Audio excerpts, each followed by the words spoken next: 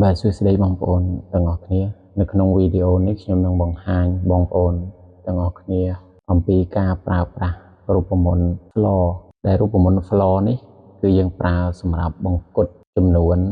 ចុះក្រោមតើរូបមន្ត floor នេះយើងអាចប្រើយ៉ាងម៉េចនោះសូមបងប្អូនទាំងអស់គ្នា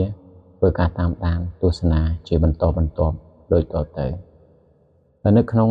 វីដេអូនេះខ្ញុំមានឧទាហរណ៍ចំនួន3សម្រាប់បង្ហាញបងប្អូនទាំងអស់គ្នាដែលទី1គឺជាមូលដ្ឋាននៃការប្រើប្រាស់រូបមន្ត floor ទី2គឺប្រើប្រាស់រូបមន្ត floor នោះដើម្បី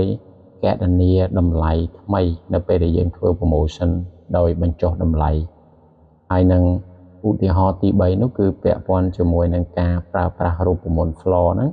អាចជំនួសរូបមន្ត integer បានដូចគ្នាបាទអញ្ចឹងយើងចូលទៅឧទាហរណ៍ទី1ខ្ញុំមានតម្លៃលេខ10ហើយមួយទៀត27 25.6 អីជាដើមអញ្ចឹងទៅហើយដល់ពេលទី2នេះវិញគឺ significance significance នេះយើងចាត់ទុកវាដូចជាមេគុណឬមួយក៏យើងអាចនិយាយថាយើងចង់បញ្ចុះតម្លៃហ្នឹងគឺត្រឹមឲ្យវាគៀកជាមួយនឹងលេខហ្នឹងឧទាហរណ៍ថាបើយើងចង់បញ្ចុះតម្លៃកុំឲ្យដល់3មានន័យថាវាគៀកនឹង3ហ្នឹងតែម្ដងតែបើយើងដាក់6មានន័យថាគឺធំបំផុតគឺវាបន្ថយត្រឹម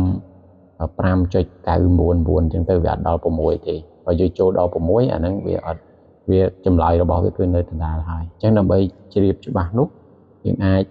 បងប្អូនគ្រាន់តែបញ្ចូលសញ្ញាស្មើហើយយើងវាយពាក្យថា floor បើកវងកញ្ចក់មានតែ2ចំណុចទេដែលយើងត្រូវបំពេញទី1គឺ number ហើយនិងទី2គឺ significant អញ្ចឹង number នេះគឺលេខ10បន្ទាប់មកចុចសញ្ញាក្បៀស1បានយើងជ្រើសរើសអំពីតើលេខហ្នឹងយើងចង់បង្គុតឲ្យវាគៀកនឹងលេខប្រមាណអញ្ចឹងវាគៀកនឹងលេខ3អីជាដើមអញ្ចឹងទៅតោះមកយើងបិទវងកញ្ចក់ហើយយើង enter អញ្ចឹងចម្លើយរបស់វានេះគឺឃើញ9ហ្នឹងមិនរលទ្ធផលរបស់វាដែលវាតូចជាងឬមួយក៏ស្មើជាមួយនឹងមេគុណហ្នឹងអញ្ចឹងជាធម្មតាបើយើងមេ3ឧទាហរណ៍3ដងវា9ហើយបើយើងយក3គុណនឹង4វាឡើង12អញ្ចឹង12វាលើស10នេះអញ្ចឹងគឺយើងយកទៀបជាងឬមួយក៏ស្មើជាមួយនឹង number របស់យើងហ្នឹងដែលមានមេគុណ3ហ្នឹងយើងឃើញចម្លើយរបស់វាគឺ9ដោយអានេះចឹង27អញ្ចឹង27បើយើងសូត្រមេ6វា6 4ដង24ហើយបើយើង6ដល់5ដងវា30វាលើសហើយអញ្ចឹងវាបង្គុតពី27មកត្រឹម24ដែលវាខ្ពស់បំផុតនោះគឺអត់ដល់6ទេវាគៀកនឹង6បាទនេះគឺជាការប្រើប្រាស់វាហើយដូចលេខ 25.6 អញ្ចឹងទៅហើយដល់ពេលមេគុណយើងដាក់1អញ្ចឹង1នេះមានន័យថា1គុណនឹង25វាស្មើនឹង25គុណអញ្ចឹងឥឡូវ 0.6 នេះគឺវាកាត់ចោលវានៅសល់តែ25គុណចឹងមកដក 35.5 មេគុណ6អញ្ចឹង6បើសិនជា6 5ដង30ប៉ុន្តែ6 6ដងវា36អញ្ចឹងវាតូចជាងឬស្មើ 35.5 ហ្នឹងគឺ36ព្រោះវាជាសញ្ញាអវិជ្ជមានអញ្ចឹងលេខកាន់តែធំវាកាន់តែតូចអញ្ចឹងវាតូចជាងឬមួយក៏ស្មើ 35.5 ហ្នឹងគឺ36ហ្នឹងហើយលេខនេះដូចគ្នា324បើយើងសូត្រមេលេខមេ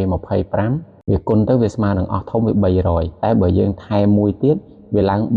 325បើក្នុងករណីខ្ញុំដាក់325អញ្ចឹងចម្លើយរបស់វាគឺវានៅតែ325ដដែលទេដោយសារតែមេគុណរបស់វានេះគឺ25អញ្ចឹងបើក្នុងករណីយើងដាក់322ក៏វាកាត់ត្រឹម332វាកាត់មកត្រឹម325ដែរព្រោះវាអត់ដល់25ទេបាទអានេះគឺជាមូលដ្ឋាននៃការប្រើប្រាស់រូបមន្ត floor ហ្នឹងគឺយើងប្រើវាបែបហ្នឹងអញ្ចឹងសួរថាតើវាមានប្រយោជន៍អីសម្រាប់យើងយកទៅប្រើប្រាស់យើងចូលទៅឧទាហរណ៍ទី2គឺតាក់ទងជាមួយនឹងការកណនាតម្លៃដែលយើងធ្វើ promotion អីជាដើមអញ្ចឹងទៅអញ្ចឹងឧទាហរណ៍ថានៅក្នុងលេខរបស់យើងនេះវាមានតម្លៃនៃផលិតផល ABC រហូតដល់ L អញ្ចឹងមក253គុតអានេះ36.5 37.4 អីជាដើមប្រសិនបើយើងចង់ បញ្ចុះតម្លៃវាហើយយើងបញ្ចុះតម្លៃហ្នឹងគឺយើងអត់បញ្ចុះតម្លៃច្រើនទេយើងបញ្ចុះតម្លៃគៀកនឹង$1មានន័យថាបញ្ចុះអត់ដល់$1ទេអញ្ចឹងយើងប្រើរូបមន្តមួយឈ្មោះថា floor មិញបន្ទាប់មកគឺយើង select ទៅលើ price ហើយបន្ទាប់មកចុចសញ្ញាក្បៀសអញ្ចឹងកន្លែង significant នេះតើយើងចង់បញ្ចុះច្រើនបំផុតឲ្យវាគៀកនឹងប្រមាណអញ្ចឹងបើក្នុងករណីយើងដាក់មួយមានន័យថាច្រើនបំផុតត្រឹមតែ0.999នេះវាអត់ដល់$1ទេអានឹងការបញ្ចុះតម្លៃរបស់យើងអញ្ចឹងប៉ុណ្នេះមកយើង enter មកយើងនឹងឃើញតម្លៃនេះគឺនៅដដែលដោយសារចែកនឹងមួយគឺវាអត់មានប្រែប្រួលអីទេវានៅដដែលទេប៉ុន្តែនៅពេលដែលលេខណាដែលវាមានចំនួនទស្សភាគនៅខាងចុងគឺដូចនេះអញ្ចឹង36.5អញ្ចឹងវានឹងកាត់មកវានឹងបង្គុតមកសល់ត្រឹមតែ36ទេអានេះ37.40ក៏វាបង្គុតមកត្រឹមតែ37ដែរអាហ្នឹងបើក្នុងករណីយើងបញ្ចុះតម្លៃខ្ពស់បំផុតឲ្យវាគៀកនឹង$1តែបើក្នុងករណីយើងចង់បង្គុតឲ្យវាគៀកនឹង2អីក៏ដូចគ្នាបងប្អូនគ្រាន់តែបញ្ចូលកន្លែង significant ហ្នឹងយើងដាក់កន្លែង significant នេះគឺយើងដាក់លេខ2ទៅគឺវាប្រកួតគឺអត់ដល់2ទេគឺធំបំផុតត្រឹម1.9999អញ្ចឹងទៅហើយបើដល់2អាហ្នឹងវាឡើងបញ្ចុះឲ្យព្រោះលេខវាគុណវាត្រូវហើយហ្នឹងអញ្ចឹងមកដល់កន្លែងនេះដូចខាងនេះអញ្ចឹងបើយើងមេគុណ2អញ្ចឹងកន្លែងនេះវា253អញ្ចឹងយើងចែកជាមួយនឹង2ទៅមានន័យថាវាអត់ប្រកួតដល់ទៅ$1ជាងប្រកួតបានត្រឹមតែ1ឯងបើសិនជាយើងប្រកួតដល់2អាហ្នឹងវាព្រោះយើងចែកនឹង2ហ្នឹងអញ្ចឹងវាចែកដាច់អញ្ចឹងវាអត់ដល់$2ទេត្រឹមតែ$1ទេហើយដល់ពេលខាងក្រោមនេះវិញគឺវាកាត់មកត្រឹម36អានេះកាត់មកសល់37ជាងអញ្ចឹងទៅវាកាត់មកត្រឹម36ហើយជាដើមអញ្ចឹងទៅប៉ុន្តែនៅក្នុងនេះដូចឧទាហរណ៍តកតងជាមួយនឹងការបញ្ចុះតម្លៃនៅលើទីផ្សារយើងឃើញច្រើនតែគេដាក់99ណាអញ្ចឹងខ្ញុំប្រើរូបមន្តមិញទៅដែរបន្ទាប់មកយើងអាចយើងមិនអង្គុយសេរីតម្លៃហ្នឹងម្ដងមួយទៀតគឺយើងចង់ឲ្យវាបន្ថយឧទាហរណ៍ថាយើងចង់បន្ថយ$1ហើយ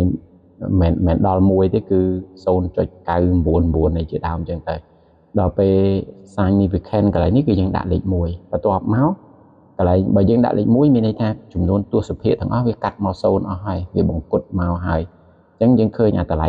9999ក៏ទុយអញ្ចឹងយើងត្រូវដកជាមួយនឹង0.01ចេញប៉ុណ្នេះហើយយើងឃើញ253អញ្ចឹងទៅវានៅសល់252.99យើងបញ្ចុះគឺមិនឲ្យដល់ទៅ$1ទេតែបើដកថែមទាំងដកអា99ទៀតអាហ្នឹងវាអាចដែរអញ្ចឹងអាកន្លែងនេះ36.5អញ្ចឹងវាប្រកួតមក36គុតដល់ពេលយើងដកថែមអា0.01ទៀតទៅវាឃើញ35.99យើងឃើញតម្លៃថ្មីរបស់យើងដែលដាក់បញ្ចុះសម្រាប់ទំនិញទាំងអស់ហ្នឹងគឺវាមានកតុយ99ទាំងអស់ហើយបញ្ចុះហ្នឹងគឺត្រឹមតែគៀកជាមួយនឹង$1ដល់ពេលយើងថែមដក0.01ទៀតវាស្មើនឹង$1វាអស់ច្រើនត្រឹម$1ឧទាហរណ៍ដូចអានេះចឹង300.99អញ្ចឹងដល់ពេលយើងដក$1ចេញទៅវានៅសល់299.99នេះជាដើមអញ្ចឹងទៅបាទអានេះគឺជាប្រយោជន៍នៃការប្រើប្រាស់រូបមន្ត floor ហ្នឹងដែលយើងអាចគណនារកតម្លៃដែលយើងចង់ធ្វើ promotion តែយើងចង់